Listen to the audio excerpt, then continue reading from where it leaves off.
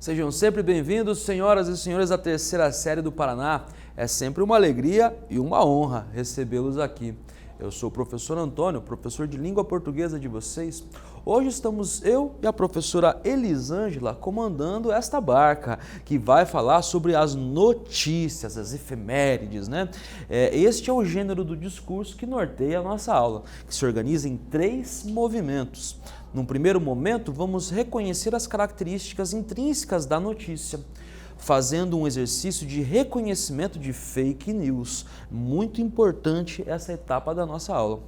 Num segundo momento, vamos diferenciar notícia verdadeira de falsa, né? Observem que estes 2 momentos se articulam, né? Fazem entre si uma intersecção. E, finalmente, vamos estudar e compreender as regras de concordância verbal. Este tópico é mais específico, é mais estrutural, é mais de língua mesmo, né? E vai dar um pouquinho de trabalho, mas é importante. Faz parte do que a gente chama de variedade culta da língua, de norma padrão da nossa língua de Estado, a língua que circula de fato nas notícias. Então vamos juntos. Aquelas perguntas que abrem sempre a nossa aula são perguntas retóricas, são perguntas norteadoras que põem em movimento o nosso pensamento. O que faz uma notícia ser verdadeira? Qual é a diferença entre uma notícia verdadeira e uma falsa, né? Observem que na nossa iconografia, aí na tela, no ecrã de vocês, nós temos cópias de clássicos, né? Da pintura, das artes, né? São cópias, são, por assim dizer, fakes, né? Não são as suas obras originais. Juntamente com mais 2 colegas, debatam um assunto procurando responder a essas questões. Usem o GoCon, né, este site que vocês têm aqui no www.goconqr.com e construam flashcards com prints de notícias verdadeiras e de fake news que circulam pelas redes. A apresentação de vocês ficará semelhante à imagem de cima, né? A gente vai organizar essa imagem logo mais na sequência. Bom, do ponto de vista teórico, minha gente, a notícia é um tipo textual que possui o objetivo de informar o leitor sobre determinado assunto, que pode variar desde política, economia até saúde, como nós estamos agora acompanhando nos jornais, nos tabloides, nas TVs. Observem na nossa imagem o típico jornalista, né, de alguns séculos atrás. Era literalmente assim que se anunciava e que se vendiam as notícias, as informações, né? Nas esquinas, com um jovem com um jornal numa mão e a outra na boca gritando extra, extra, né? Essas são as efemérides, essas são as notícias do reino ou da república. Então vamos agora falar um pouco sobre a estrutura, né? Observem num só olhar toda a nossa tela. Ministério da Saúde se reúne com representantes de 5 vacinas contra a Covid, né? É esse o título da nossa notícia, né? Observem a concisão da linguagem, não ultrapassa 2, no máximo 3 linhas, né? Na sequência nós temos uma imagem, né? Uma iconografia, neste caso é uma foto, né? Uma foto demonstrando exatamente do que se trata a nossa notícia. Observem como o objetivo é sempre claro, né? Se nós falamos de vacinas, a imagem traz justamente as vacinas, né? E o lead, que vocês não vão conseguir ler aqui neste quadro, mas na sequência a gente vai ler com vocês. O lead é esse subtexto que vem logo abaixo, neste caso aqui, desta imagem, vinculada a um dos maiores portais de notícia do Brasil, o UOL, né? Aqui, ó, está o nosso lead, logo abaixo da imagem, né? Sputnik V, vacina russa contra o novo coronavírus, Covid-19, aprovada pelas autoridades da Rússia. Brasil conversou com representantes da Rússia. Observe que é justamente no que a gente chama de lead, nesse texto conciso, né, onde nós compreendemos o que aconteceu, como aconteceu, quando aconteceu, onde aconteceu, com quem aconteceu e por quê, né? Todas essas informações básicas, né, devem ser reunidas aqui neste pequeno parágrafo, nestas frases bastante concisas que acompanham a imagem e formam o nosso lead.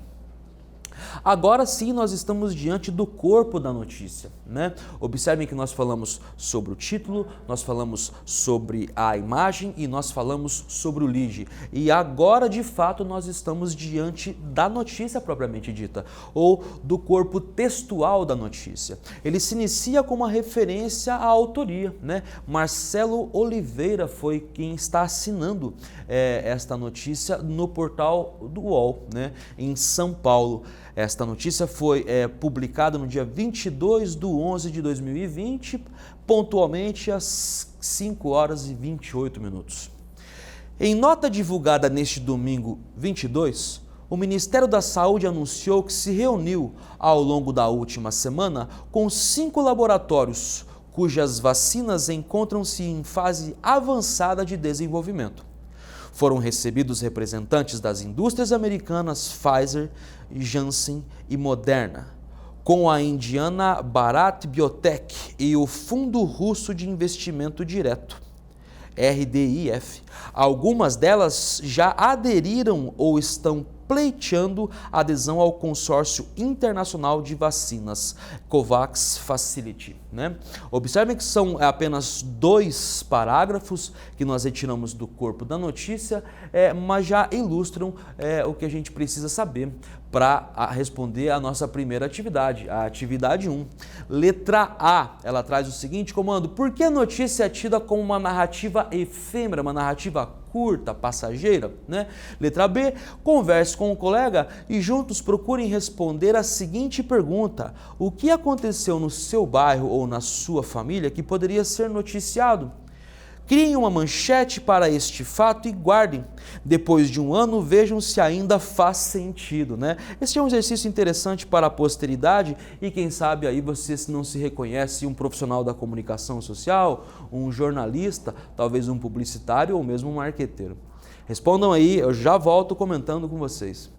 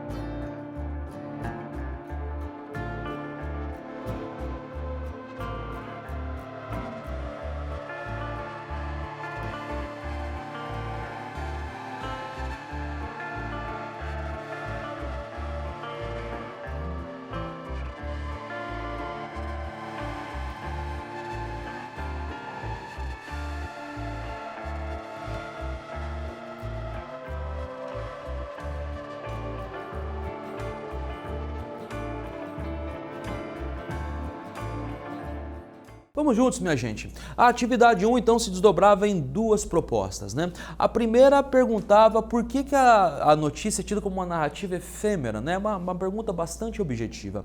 A segunda já é um exercício mais pessoal, né? É uma proposta aí para que vocês pensem na família, no bairro, na cidade de vocês, de algum fato que merece ser noticiado, né? Que tenha relevância. Vocês deveriam guardar isso para a posteridade. Eu já fiz esse exercício e é muito interessante. Bom, por que a notícia então é tida como uma narrativa efêmera? Porque apresenta novidades, ou seja, se refere a fatos atuais e por esse motivo é passageira, né? Efêmero significa exatamente isso, aquilo que passa, né? Detalhe, é sempre um texto, um tipo de texto narrativo, porque narra algo que aconteceu, narra uma história, né? E por isso mesmo a notícia então é compreendida do ponto de vista teórico como uma narrativa efêmera, né? A letra B era uma questão pessoal, né? Fica aí para os próximos carnavais. Bom, do ponto de vista conceitual, minha gente, a notícia ela se organiza em pelo menos quatro características, né? Ela tem uma temporalidade marcada justamente por fazer referência pontual a um fato do cotidiano.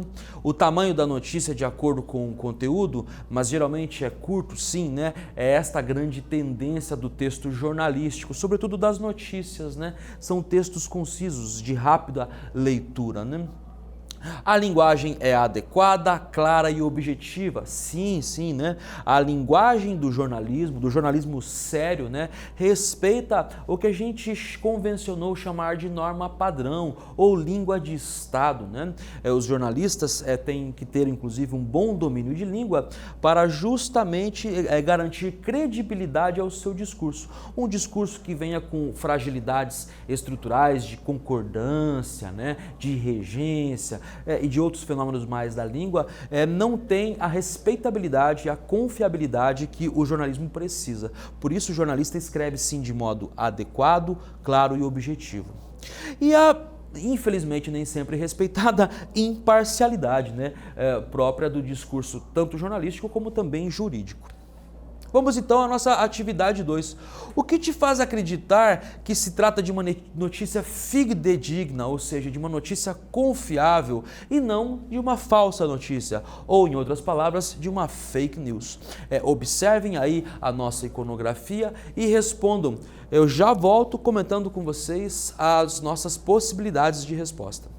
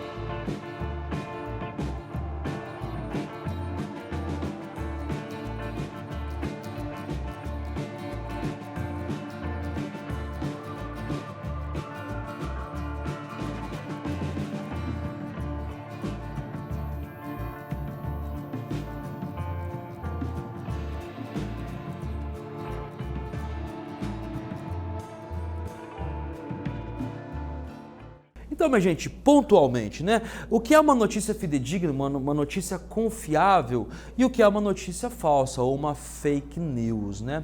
Bom, uma sugestão de resposta, né? O fato da notícia ter sido veiculada em uma plataforma confiável nos faz crer que nos faz crer na sua veracidade, né? Na sua fidedignidade. Sim, né? Este é um dos índices, né? Um dos critérios. A gente, observando a plataforma que veicula esta notícia, pode esperar a seriedade ou não, né? Neste caso aqui, o UOL é um dos maiores portais de notícia do país e tem sim um certo grau de respeitabilidade, de confiança do público em geral. Esse não é o único critério, tá? Mas é um ponto de partida muito importante. Bom, alguns passos para identificar notícias falsas ou fake news, minha gente. Vamos lá. É procedimental agora, tá? O nosso passo a passo. Avalie a fonte, o site, o autor do conteúdo, né? Se um texto não apresenta sua autoria, não é assinado, provavelmente ele merece ser colocado em suspense, né? Merece ser colocado em dúvida. Avalie a estrutura do texto, gente. Um texto mal escrito pode denunciar, e geralmente denuncia, um profissional que não tem o comprometimento que o jornalismo deve ter, né? Preste atenção na data de publicação, minha gente. Isso é muito importante, né? A gente acaba recebendo nas redes sociais, né, algumas informações, algumas notícias, algumas novidades que já não são mais há um bom tempo, né? Deixaram de ser novidades. Leia mais que só o título e o subtítulo, sem dúvida nenhuma, né, minha gente? Para você formar uma opinião sobre qualquer coisa, você precisa se embasar, né, em argumentos, e não vai ser no título e no subtítulo onde você vai encontrá-los, vai ser no corpo do texto, né? Pesquise em outros sites de conteúdo. Sim, se algo acendeu em você um alerta e você fala isso é suspeito, né? Consulte outras fontes. É assim que nós desconstruímos mentiras em verdades mesmo, né? Confrontando essas fontes. Duvide se você receber uma notícia bombástica que não esteja em outros sites de notícia. Sim, uma notícia bombástica, né? Ela necessariamente vai pipocar em todos os portais de notícias, em todos os tabloides, em todas as revistas. Se apenas chegou no seu WhatsApp, é bom que você mantenha o alerta, né? Veja se não se trata de sites de piadas, como alguns que têm por aí nas redes sociais, e só compartilhe após checar se a informação é correta. Veja, gente, é a nossa responsabilidade. Isso, né? É nossa responsabilidade ética não promover a mentira no debate público. Bom, agora sim, a concordância verbal é um fenômeno de língua.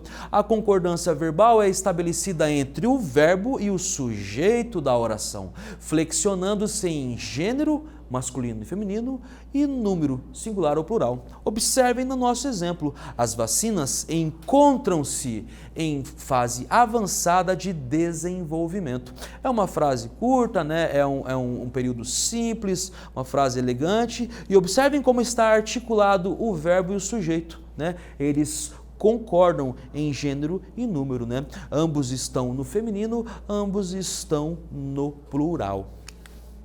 Bom, outro exemplo, foram recebidos representantes das indústrias americanas.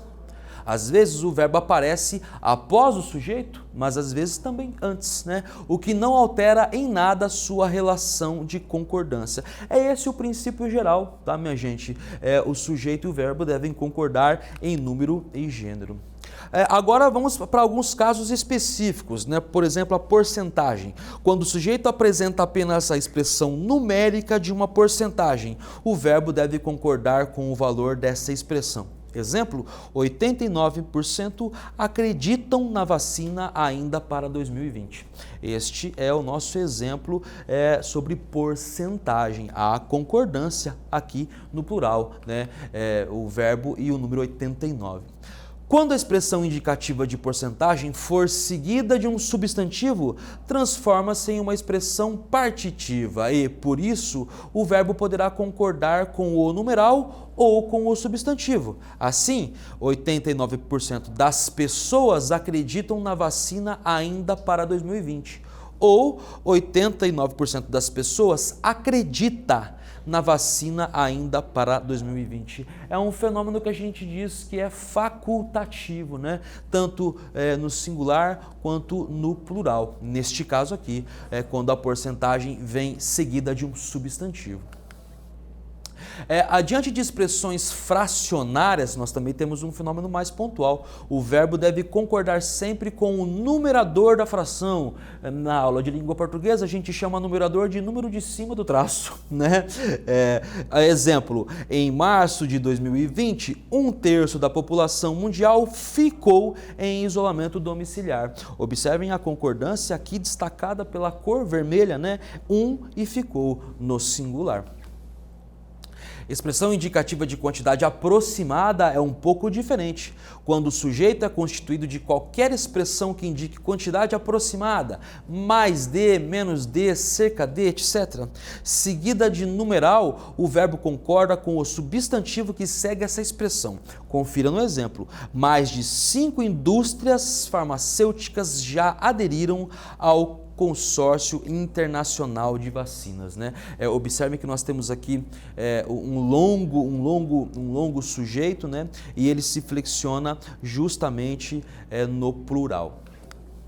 Bom, vou deixar para vocês um desafio, um mapa da concordância verbal. Juntamente com os colegas do início da aula, façam um mapa mental relacionando fake news e concordância verbal. Lembre-se que muitas notícias falsas não respeitam a norma padrão da língua. Então, primeiro, selecionem notícias verdadeiras e falsas. Segundo, identifiquem erros de concordância verbal nas notícias e expliquem a regra, né? E, finalmente, 3, montem um mapa mental no GoCon, né? Disponível ali em www.goconqr.com, tá? O mapa de vocês vai ficar mais ou menos assim. Observem que é uma representação visual de mapa quase cartográfica, né? Que relaciona, articula elementos. Seu mapa poderá ficar semelhante à imagem ao lado. Na linha de cima podem estar as prints de notícias verdadeiras e na linha de baixo as falsas. Retomando então, minha gente, reconhecemos características de notícia, diferenciando de fake news, estudamos e compreendemos as regras de concordância verbal e sistematizamos o conhecimento em um mapa mental. Era isso que nós tínhamos para hoje, nós nos despedimos com um abraço afetuoso e até logo.